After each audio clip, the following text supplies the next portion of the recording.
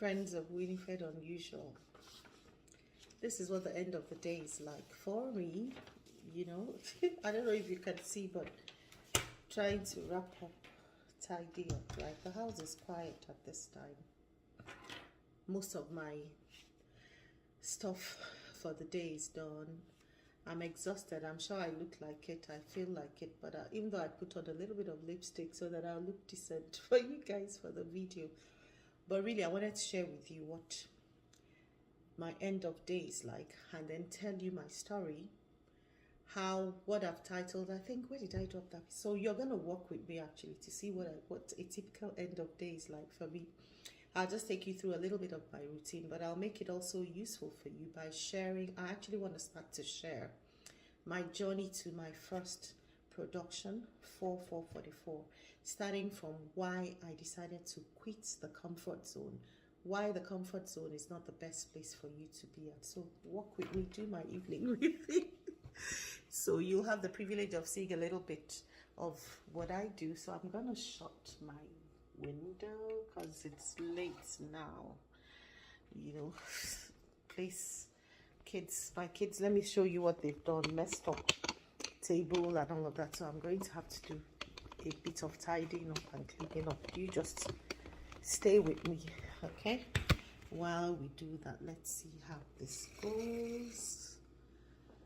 Okay, so when the day is quiet, it's about 9 p.m. now. I was going to show you the clock so that you see kids have done with homework and all that, settled in. So I prep for the next day, sort of tidy up the little bit of things that they meant to have done, like ensuring we switch off all the lights, putting away, make sure they've taken out the trash. I don't want roaches, tidying up last minute stuff. But while I'm doing that, I wanted to share with you what I called why I quit the comfort zone.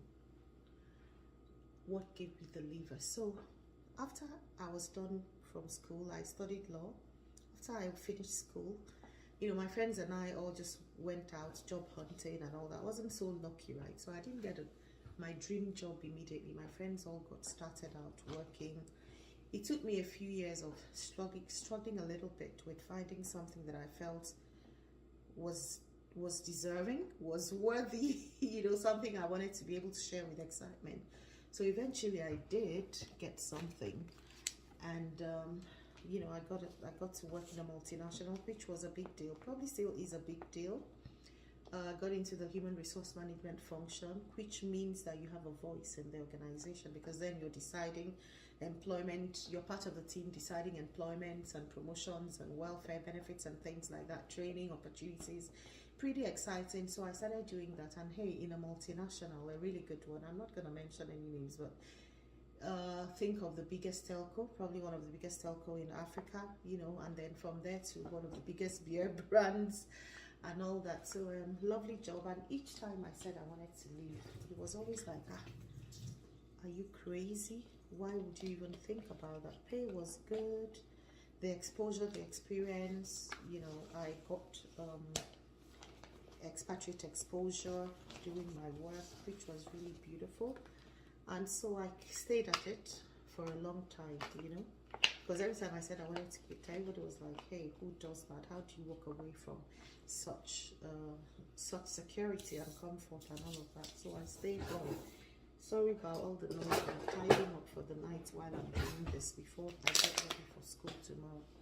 Anyway, so 10 years later, fulfilled. And if you know me, I'm all about whatever I get involved in, I put in my very best. So even though I studied law, when I started working in the human resource management function, I went on to get a master's degree in international human resource management to equip me better for the job. So I gave it my all.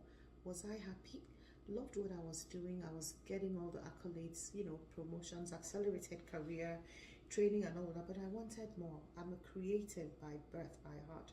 I would bring a flair to anything I'm doing. So I knew that I wanted more, you know, which brings me to, I put out little notes on my Instagram handle, my LinkedIn, if you follow me, you know, sometimes from personal experiences, from things I've learned, from what I read. If I feel that it ministers, you know, I share. So I remember a quote I had put up about when you know you're ready to make that move, to quit your comfort zone, when your passion for something overcomes your fear.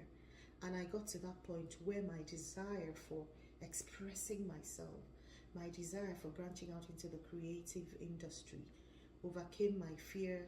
I had all sorts of fears. Look, I've been in HR, like we call it, for so long. How am I going to be able to make that transition, that career disruption? How am I going to be able to leave some sort of comfort zone for uncertainty? How long will it take me to build a name, build a brand, make a mark in this new industry? So all that kept me in my comfort zone, but my love for the arts kept pushing me. So the day that I was ready, honestly, I walked away. There's no other way to put it. I walked away. I didn't look back. I had a strong resolve and all that. Was career always fantastic? I'm not going to pretend and say that there weren't hiccups along the way. There were times I walked away from some jobs for whatever reason. Eventually I got another one and another one, you know, so I had things that, but eventually at the time that I made the decision to move on, it was more out of I was ready. My love for what I wanted to do, it wasn't because there was any career hiccup or, you know, I was just convinced at the time. And so I took the step, which was what I called quitting the comfort zone and really going after what I want. Okay, I have to tidy up for the night, so that's it for today. But maybe another evening I'll share with you. So when I quit the comfort zone, what did I do? How did I successfully disrupt my career and go for what I really want? Thank you for listening.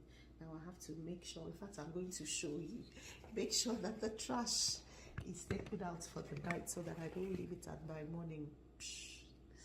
Toodles.